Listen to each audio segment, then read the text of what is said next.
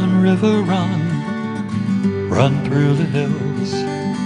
Run, river, run to the sea. Run, river, run to your place beneath the sun. Run, river, run over me. Run through the land you run. Hey, this is Jan Lewis, and today on Be My Guest from Southington, Connecticut, we have Casey Morley, and she is the author of the true story, Crawling Out. Welcome, Casey. Before I get going, a lot of the residents here in town, those of you watching online and out of town, out of state, out of the country, this isn't going to affect you. But a lot of people here in Upton have come up to me and said, how do I find the schedule for Be My Guest? They're having an awful time. Well, we're resolving that. The town crier is going to put the method on in the town crier. That's coming up, okay, so you can see it. But in the meantime, quickly, grab a pencil and pen, and I'm going to let you know. Log on to uptonma.gov. Hit the departments. It's on the top. Departments. Scroll down. Hit Cable Producer, Access Provider. And then hit UCTV Cable Programming. All right? So, if there's any questions about it, you can contact me at jjl3000@verizon.net, and I will get back to you personally, okay? I know it's kind of hard to figure out when it's going to be on, but we're trying to resolve that, so it's a little bit easier sometimes for the people, out of the state, out of everywhere else, to watch it, because they're not looking for it on their local stand. I know most of us around here are. So there we go. Now, Casey, I met Casey Morley at the Danvers-Port Yacht Club, of course, the expo that we had. After that, we usually have a tsunami of authors in here. Once they find out that I interview authors, it's like, and I'm sure the reviewers go, oh my God, she's got more authors on them. So we go through a brief period where there's a tsunami. This book is highly individual because it is a sad story, but it's also educational about what you went through with your own child. The cover alone, I'm going to have Paul zero in on this. Did you design the cover, Casey? No, I actually work through a place in New York called Chase Media, Chase Press. I'm a salon owner as well, and one of my customers manages this place. It is beautiful. It certainly, when I saw the cover, it says it all. There's a little girl on the cover. She's holding her teddy bear, and she's leaning against the wall like she's almost hiding or trying to be off by herself. One woman's journey to an empowered life after breaking a cycle of abuse no one should have to endure. And this is about you, isn't it? It's my story. Start from the beginning. Tell us a little bit about it without giving the whole book away. Go ahead. Actually, it starts when I'm a little girl, and I share the traumas and the fears that children live when they're raised in a dysfunctional family, how they're neglected, how they're robbed of their innocence, their birthrights, their childhood, how we have to grow up too fast. And I share what a surprise it was for me to learn at 35 years old that I even come from such a thing. He was blocked out. I thought it was normal that I lived. I was doing pretty good. Well, they say adult children from dysfunctional families think, they guess at what's normal. And again, I always say when I'm speaking, how do you get out of something you don't know you're in? Right. How do you know what's normal if you don't know what it looks like, feels like? Yeah. It carries into our adult lives with relationships and love. And how do you know how to recognize that it's not right, it's wrong, and that people aren't treated? I was shocked to learn. How did it hit you at 35? I was devastated. I actually felt like I was diagnosed with an incurable cancer. And it took me 4 hours to understand my son's father came from the same type of life. Yeah. And then as that reality kept creeping in, this is bigger than a therapy session or two. Then the next reality was he wanted nothing to do with that. Like, there's nothing wrong with me. Oh, yeah. So that was devastating. Yeah. And then the other reality, the next step was, it takes a lifetime. It took me 20 years to truly crawl out. Mhm. And it was through the cathartic journey Yeah. of writing. And this writing was 8 years of my life. You took 8 years to write Crawling Out. Well, 8 years to from the first time I sat down to me being able to say, I'm getting my first author's copy. And first author's copy does not mean that you're published. No, I It's just know, you're yeah. checking it out. Right. But I have to. I'm a single mother. Mm-hmm. I've been a single mother since birth. Have a wonderful son, Michael James. Though. How old is your son? He's 22, Mine's 23. and he is majoring in criminal justice. There you go. And I remember a sentence he wrote in his college entry exam. I want to be the one who's called upon to help women and children. I get emotional when I repeat that sentence because I worked really, really, really hard to protect him. Yeah. I got him out of all of the craziness by the time he was 5. Paid the price on many levels. Yeah. But here at 17, when he's writing this very important paper, he writes such a sentence, which tells a mom, You did the right thing. I did the right thing, plus he still knew. Yeah. You know, So when it hit you at 35, for those that are still maybe 35, older and everything, how did it, what happened? What triggered it that made you realize, my God? well, I actually put myself in a 12-week group therapy session, and that's where someone said in the group, my dysfunctional family, well, and I'm like, Yeah. well, I'm sitting there, I heard nothing else, because I'm like, what kind of family is that? Yeah. And each week when I left that group, I was upset. I was crying. But not about the things I thought I'd be crying about. I was crying about my mother. Yeah. Right. And every week I would get in the car all angry, like, what am I crying about June for? Yeah. But in hindsight, months later, I realized I was not as angry with my mother as I was. So it was a much needed healing step, my first healing step. Panic attacks? Well, oh, yeah. For one, I was diagnosed with PTSD. Yeah, of course. In After- 2006. After yeah. what you've been through? Yes. Panic attacks have been difficult. The doctor who diagnosed me, she actually said to me to never, ever, ever forget what an incredibly strong woman you are. Yeah. She said women who endure a life like yours either are alcoholics, addicts, institutionalized, or commit suicide. Exactly. So Yeah. even that frightened me. I went home and cried my heart out because the reality of how close was I? Yeah. How did I do it? How did I get this far? And that was just in 2006. So, Yeah. it was a long, Tell viewers, try to start from the beginning and how things mushroomed. You help other people to see and to realize what can happen as you're going along. Well, that's why I wrote this book. Actually, when I sat at the kitchen table at 2 or 3 in the morning with my trusty old legal pad, I remember thinking quite naively, like, if I only help one woman who walks in my shoes, all this writing would be worth it. So that's what I'm all about, is raising awareness and sharing with people how it starts even in the womb. Mm-hmm. The messages that we receive is programmed in our subconscious mind and how that affects us all through life. Most people have no idea that we operate from the subconscious mind 98% of the time. That's pretty scary because it's really, we're not in control of the decisions we make or why we make the decisions we make. So this started before you were 5. Am I correct? That's my memory. I was around 4 or 5 for Yeah. my first memory of a unacceptable incident Yeah. in the bathtub. Were you frightened, or did you just think, oh, something's weird, but you didn't know what to do about it? Actually, that incident that I do write about, I kind of pushed away. Yeah. But I remember when I was writing this book, and when it came up, I remember I do have a younger sister, and she was around 1, and she was still in a crib, of course. Yeah. We used to play house on the back porch, and I remember after the bathtub incident, I put the baby clothes on. Yeah. Yeah.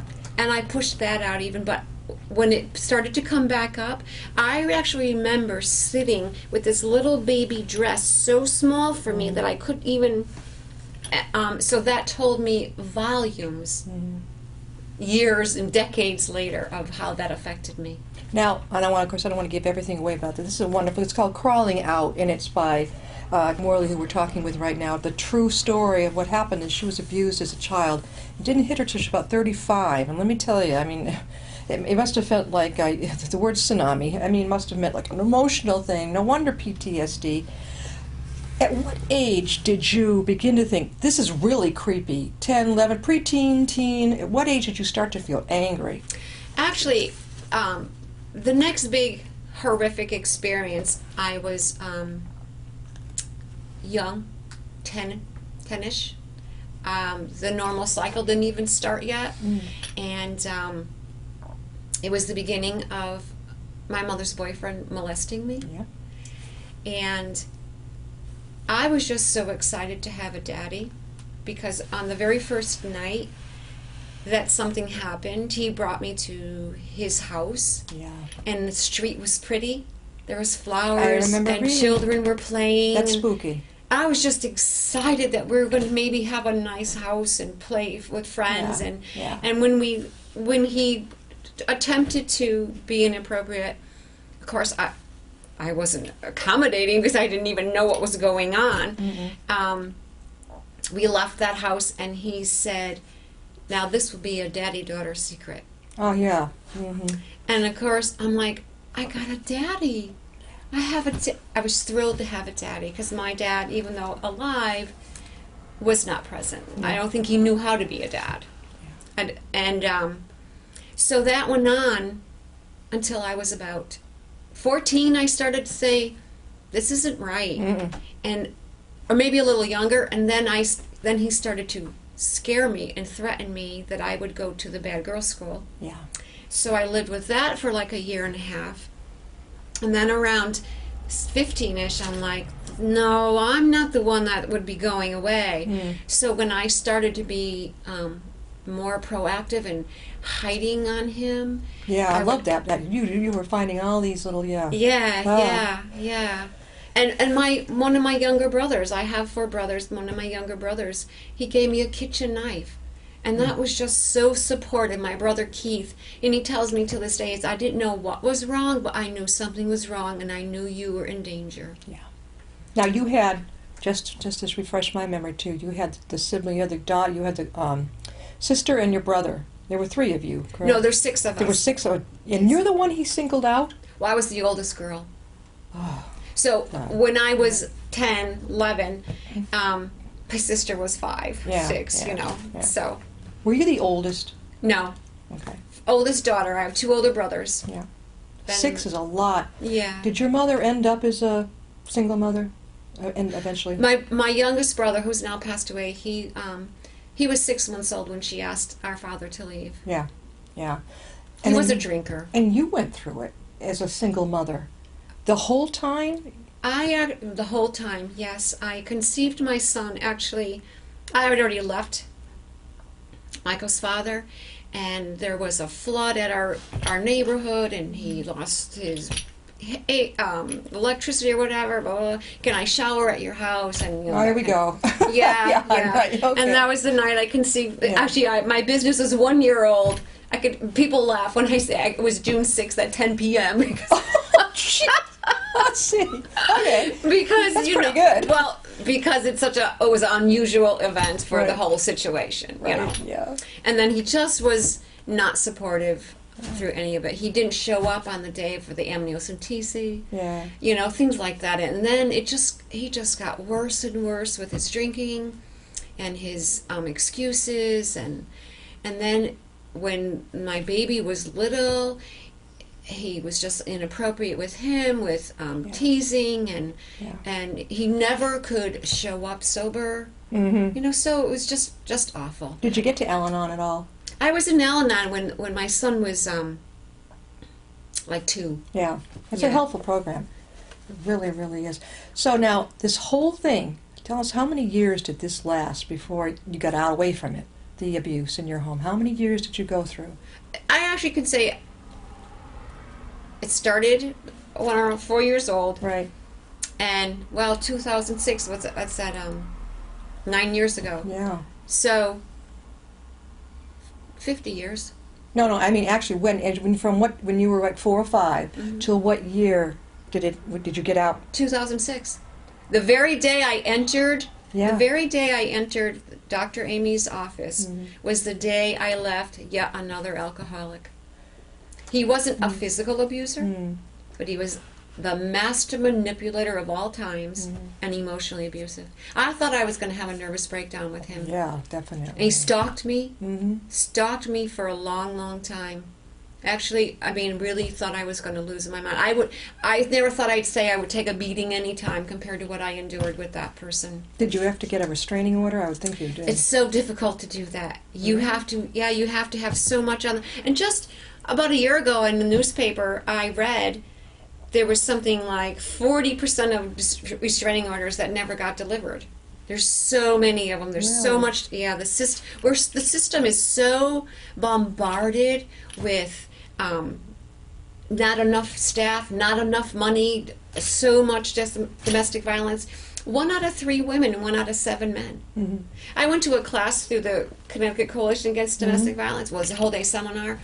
And I was with a Professor Holden, and he said 15 million children witness and 46 million children endure. And he believes it's higher than that.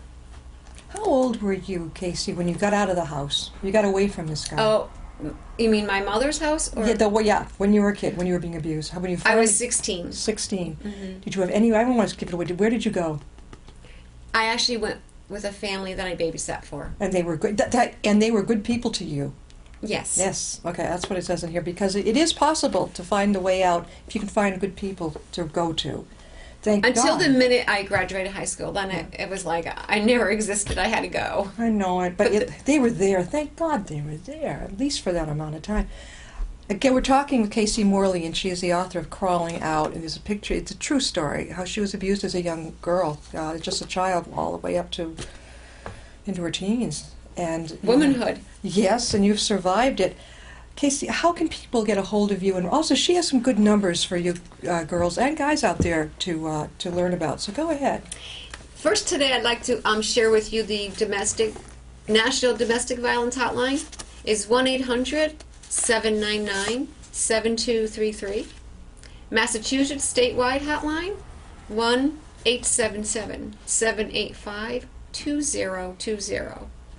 And the Connecticut statewide hotline is 1-888-774-2900.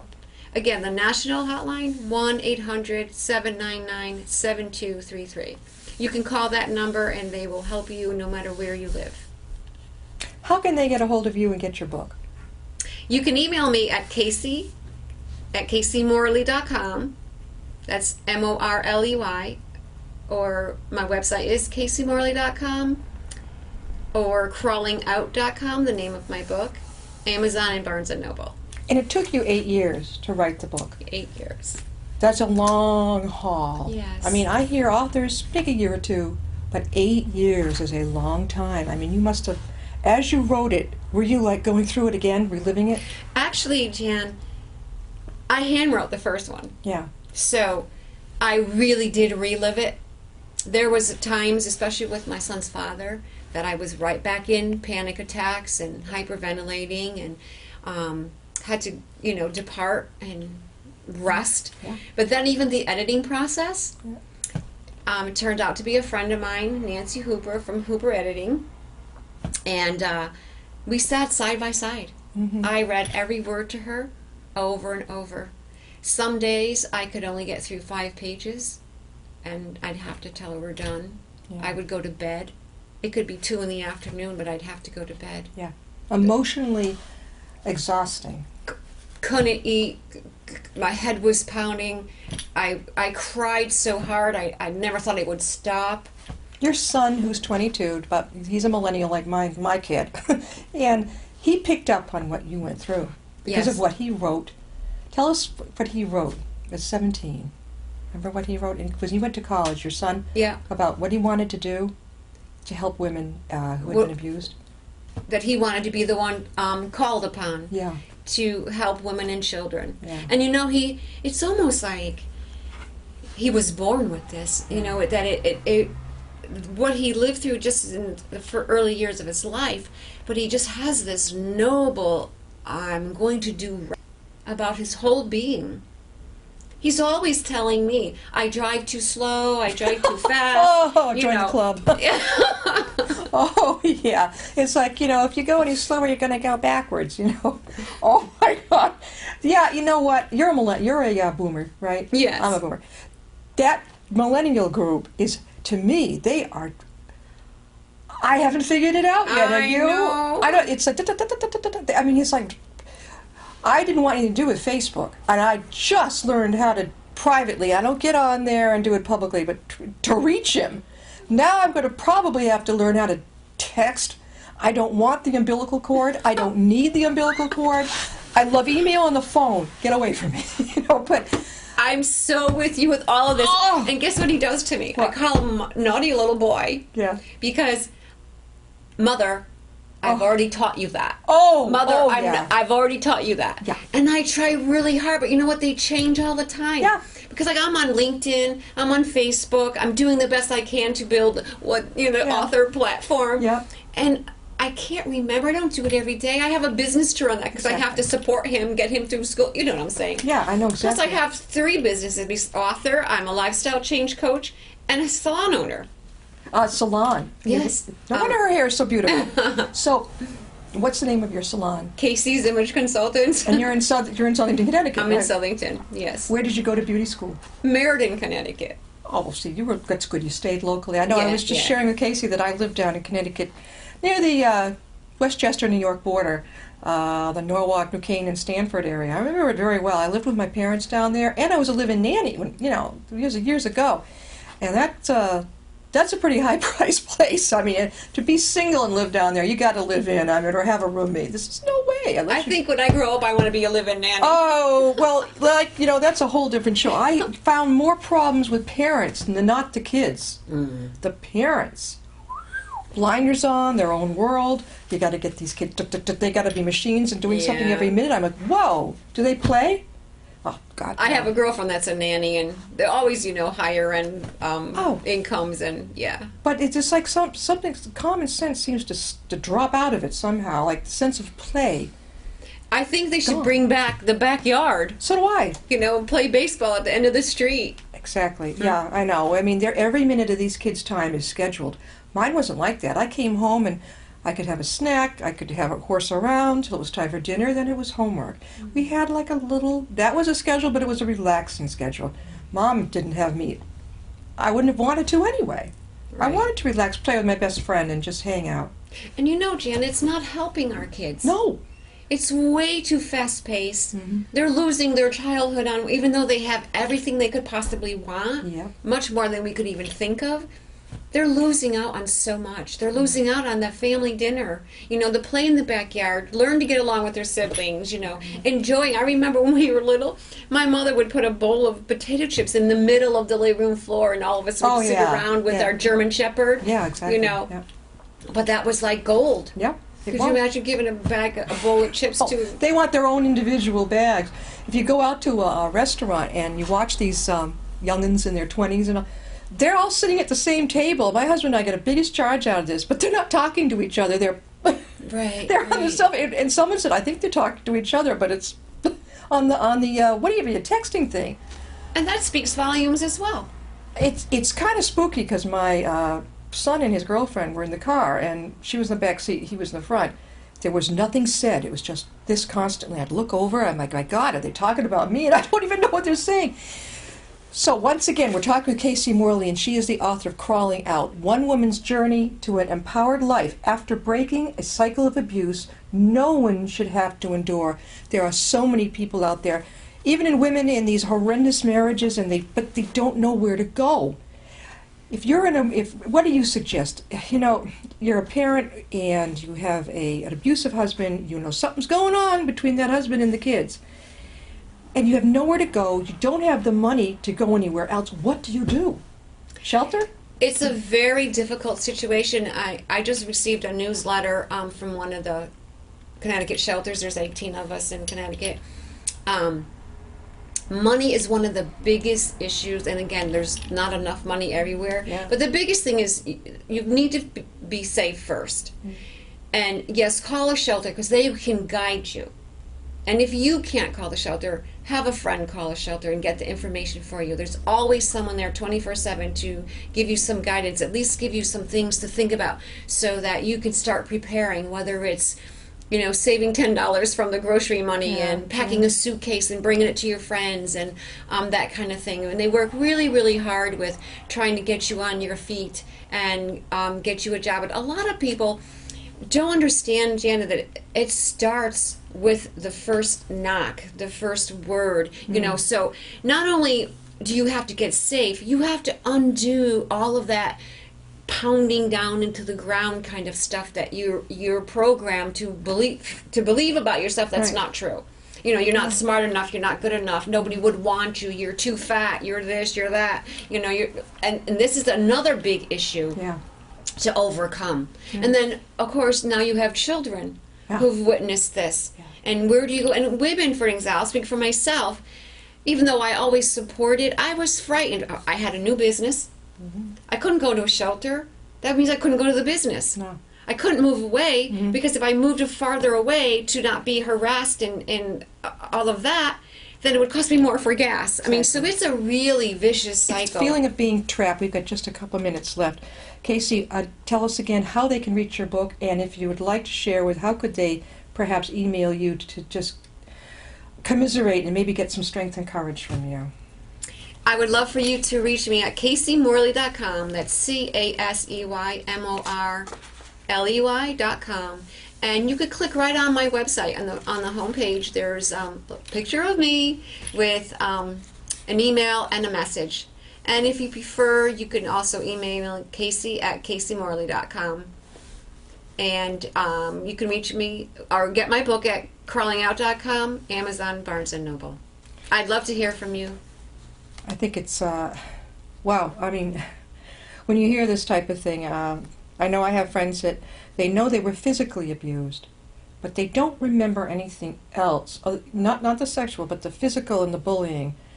And, they don't know. They wonder if there's something they blocked out at 5 or 6. I don't know how you block that out. Actually, Jen, so many people do. It's very typical for a child, especially, to resort to denial because it's a coping mechanism. But to block that, I mean, I can see, hey, he socked me and he bullied me.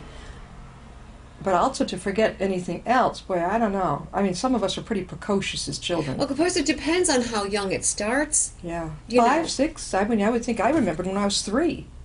I can remember what it looked like. But again, if it's something so horrible, it goes out. Because you can't live. Well, Casey, thank you for coming on. Before we stop, do we have another book coming? Oh, everyone's asking me on. that. Yeah. Maybe so, because the feedback I've been getting, especially seniors, it's given me permission to cry. Yeah. I'm now in therapy. Yeah. Senior men, to my surprise. Oh, yeah. I now see the part I've played. The big secrets. Yeah, so the unmasking the secrecy. So I may write something on what's life like after crawling out. Yeah.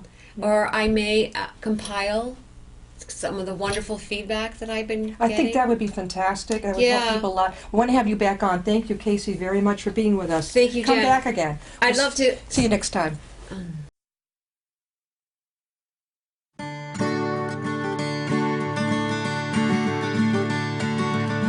Run, river, run, run through the hills. Run, river, run to the sea. Run, river, run to your place beneath the sun. Run,